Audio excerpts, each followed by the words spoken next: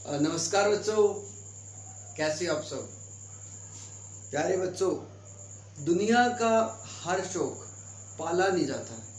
कांच के बर्तनों को हवा में उछाला नहीं जाता।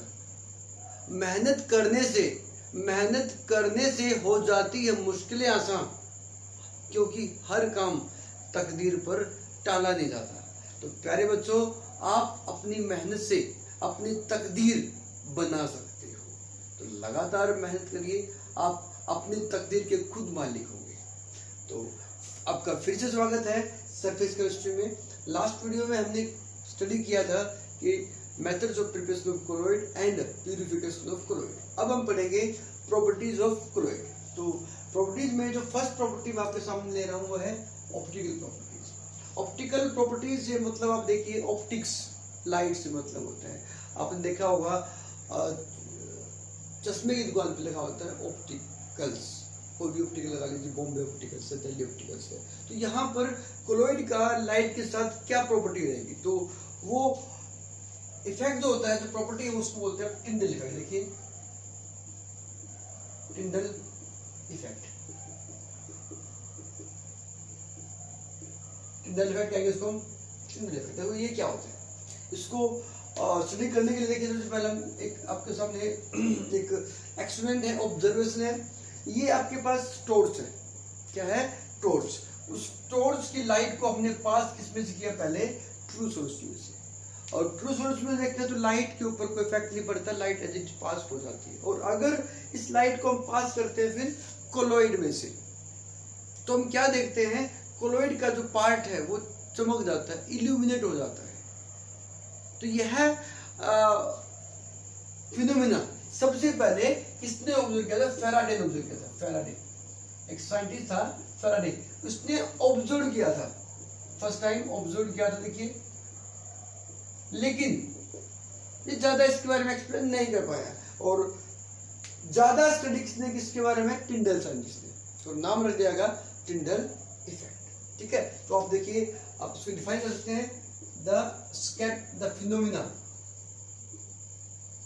phenomena of scattering of light by colloid particle when light is passed through them.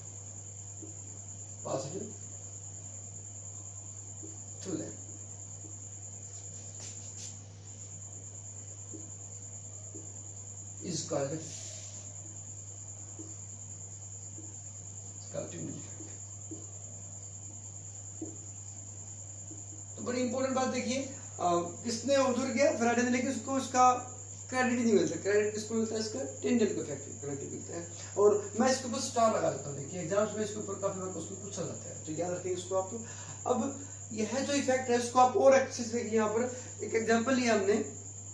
ये जो आपके पास लाइट को पास करते हैं, लाइट में से देन फॉल करेंगे इसके ऊपर आपका कोलोइड में से। तो यहाँ पर जो एरिया ना, जो स्कैटरिंग हो लाइट की, उसको पार्ट को बोलते हैं टिंडल कोन। क्या बोलते हैं? टिंडल कोन। यहाँ जो आपके पास इसको बोलेंगे टिंडल कोन। अगर कोई आपसे पूछ लेता है टिंडल कोन क्या होता है, ये आपके पास है the illuminated part of colloid by light is called Tyndall cone. और इसको माइक्रोस्कोप से आप ऑब्जर्व कर सकते हैं।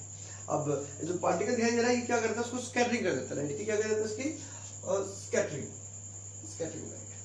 ठीक है, अब यह जो फिनोमेना बहुत ही कॉमन फिनोमेना है। आप जनरली देखते हैं, जैसे घर के अंदर किसी अगर रूम में किसी एक होल में से लाइट आ रही है, तो आप जो लाइट के जो पार्टिकल्स हैं उनको आप इल्यूमिनेटेड होते देख सकते हैं। या फिर सिनेमा घर में जो पीछे से लाइट आ रही है, वहां पर भी आप टिंडल इफेक्ट देख सकते हैं। वेरी इंपॉर्टेंट है। तो यहाँ पर एक क्वेश्चन अराइज होता है कि कंडीशन क्या रहेगी। देखिए, condition for Tyndall effect. Condition क्या रहेगी? फर्स्ट है the diameter of particles of colloid should not much smaller than the wavelength of light. wavelength of light. ये बात बड़ी इंपॉर्टेंट है. जो कोलॉइड पार्टिकल है ना, उसकी जो डायमीटर है वो कोलॉइड की जो लाइट, कोलॉइड में से जो लाइट पास हो रही है उसकी वेवलेंथ से बड़े होने चाहिए. जैसे ट्रू सॉल्यूशन में कोई स्कैटरिंग नहीं होती क्योंकि पार्टिकल साइज बहुत छोटे होते हैं. तो अगर ये उसकी वेवलेंथ उससे बड़ी है, उससे ज़्यादा है, तो उसको स्कैटरिंग कर देंगे. वेरी इंपॉर्टेंट बात है, याद रखना. आपसे पूछ भी सकता है कि ट्रू सॉल्यूशन में क्यों नहीं होती स्कैटरिंग, क्योंकि उसके पार्टिकल साइज बहुत छोटा होता है. सेकेंड कंडीशन देखना है यहाँ पर, large difference in the refractive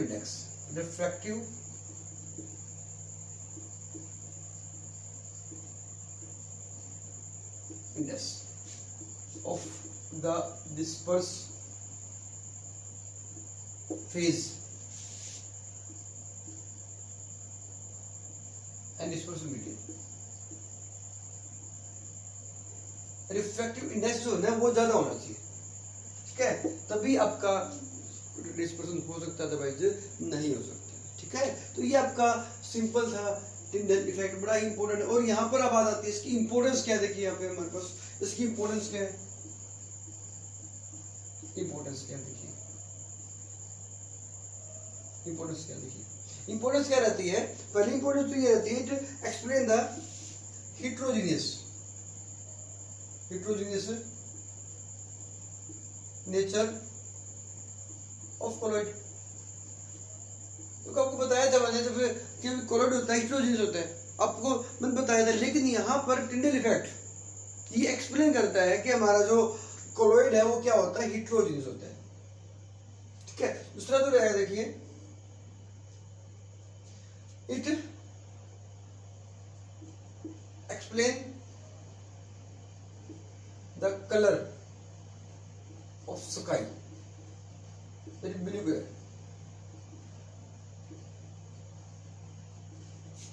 ठीक है, अब यहाँ पर बड़ा इंपॉर्टेंट क्वेश्चन आपसे पूछ सकते हैं, why colour of sky is blue, because of Tyndall effect. क्योंकि जो डस्ट पार्टिकल है एयर के अंदर वो क्या करते हैं, लाइट को स्कैटरिंग कर देते हैं, और ब्लू कलर की स्कैटरिंग सबसे ज्यादा होती है. इसलिए we appears the color of the sky is blue. Important question आपसे पूछा जा सकता है एक नंबर में.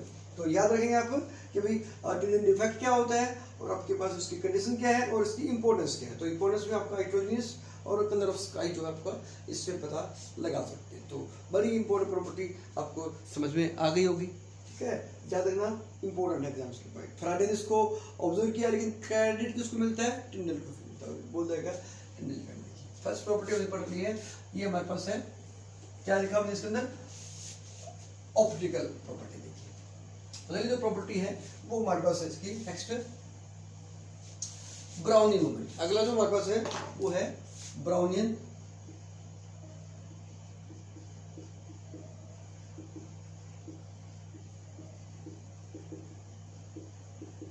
Movement.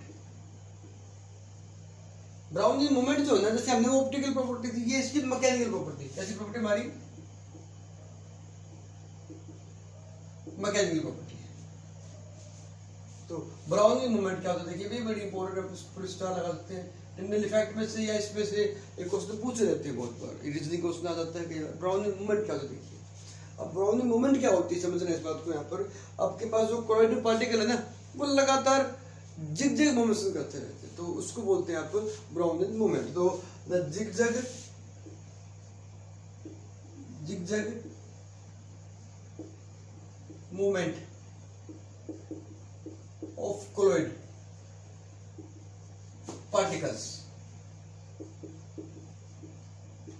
is called Brownian movement. Brownian movement.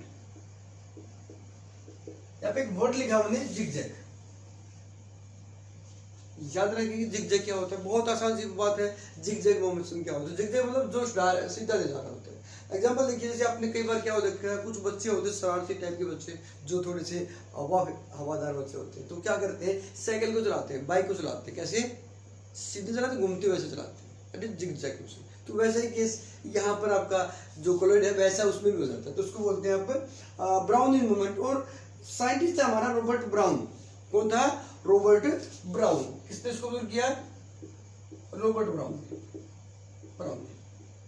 ठीक है, और नाम रख दिया ब्राउनिंग मोमेंट। कोई बड़ा काम तो किया नहीं इसने, लेकिन फिर भी कोई नई चीज ऑब्जर्व कर ली, इसलिए नाम रख दिया गया ब्राउनिंग मोमेंट। याद रखेंगे भाई, बहुत बड़ी इंपॉर्टेंट बात है, सिंपल सी बात नहीं है। देखिए अब यहाँ पर देखिए, आपके साथ दिखा रहा हूँ, ये पार्टिकल है, ये पार्टिकल से टक्कर मारेगा, अब ये पार्टिकल दूसरे को टक्कर मारेगा, ठीक है, और ये पार्टिकल नेक्स्ट को टक्कर मारेगा, और ये पार्टिकल फिर किसी को टक्कर मारेगा। देखिए इस तरह से, तो लगातार क्या होगी, आपका जो डिस्पर्सन मीडियम है उसमें कंटिन्यूसली मूवमेंट होती रहती है, that is called browning movement. यहाँ तक आपको बात है, ठीक है। एग्जाम्पल देखें, डस्ट पार्टिकल जो होते हैं लगातार मूवमेंट करते रहते हैं, इरेगुलरली मूवमेंट करते रहते हैं। अब यहाँ पर आता है कोज, क्या इसका होता है, क्यों देखिए, कोज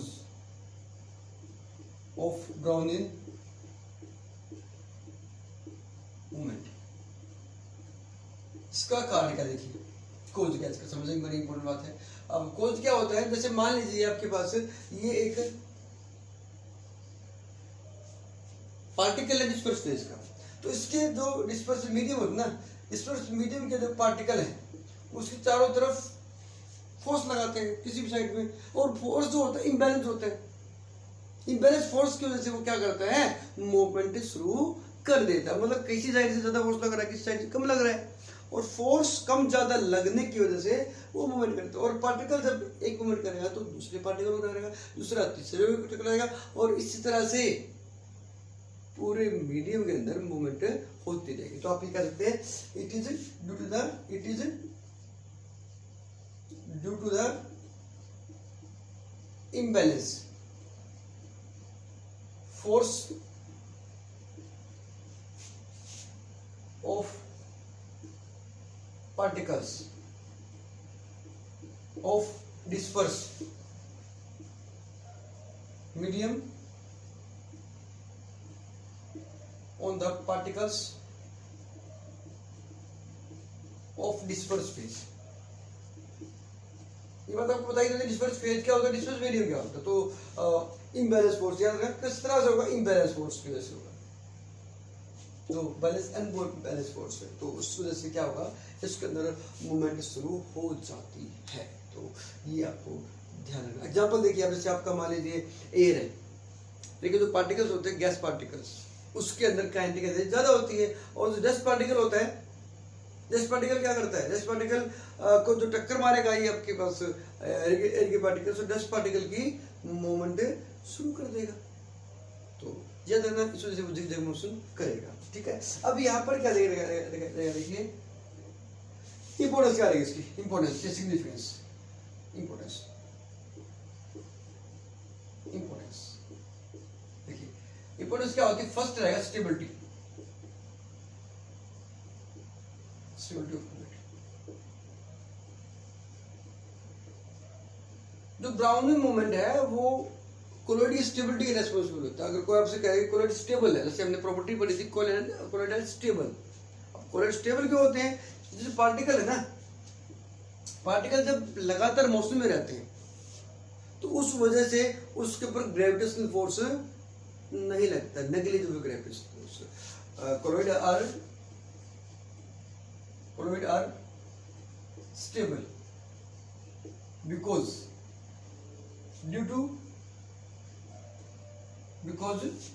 colloid are stable because due to motion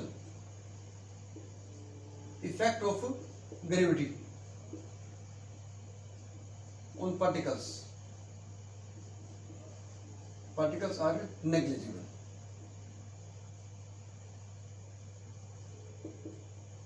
particle के ऊपर क्या रहेगा, नेग्लिजिबल इफेक्ट रहेगा, तो उस वजह से वो स्टेबल हो जाता है। इसके अलावा तो आपके पास हो जाता है, देखिए, और also useful to measure जो कि एवोगाड्रो नंबर,